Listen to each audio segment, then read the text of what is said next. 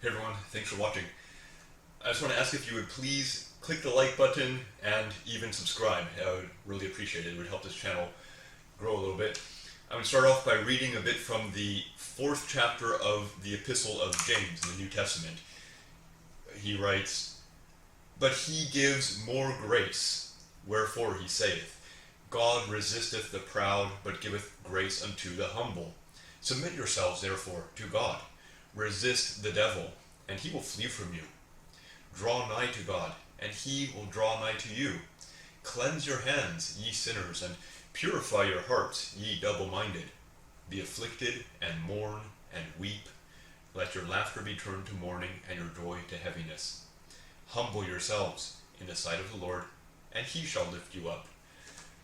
James gets things right again and again and again. Well, of course, I think all the writers of the New Testament get things right, but James hits one topic after the other from the start to the finish of his epistle, all 5 chapters. It's just one key memorable moment after the other that puts the Epistle of James, it's a top book of the New Testament for me, certainly a top epistle.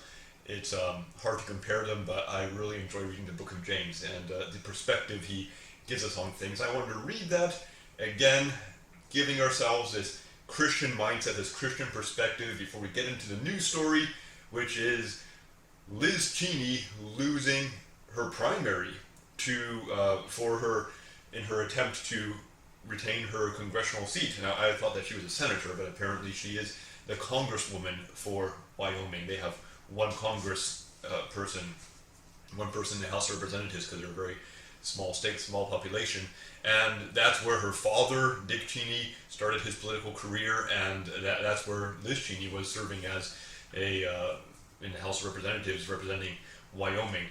It's really something to see the upheavals that happen in politics, the surprises. It's fun to watch. It's one of the most entertaining reality shows out there. Now, unfortunately, it kind of feeds a side of us that maybe isn't always best fed. You know, our desire for up-to-date information on this or that. What's this person doing? What's that person doing? These are people of power, seeking power, fighting against each other. Can be entertaining to watch, a little bit fun. You know, the whole Trumps versus the Bushes, and then the Trumps versus the Cheneys.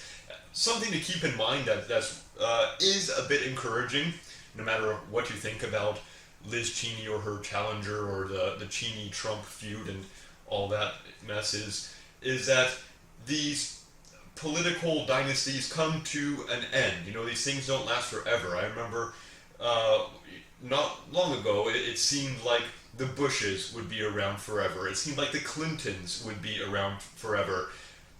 They seem to be out of the picture now. We probably won't have another Bush president for, at least not for a very long time. Probably not another Bush governor even.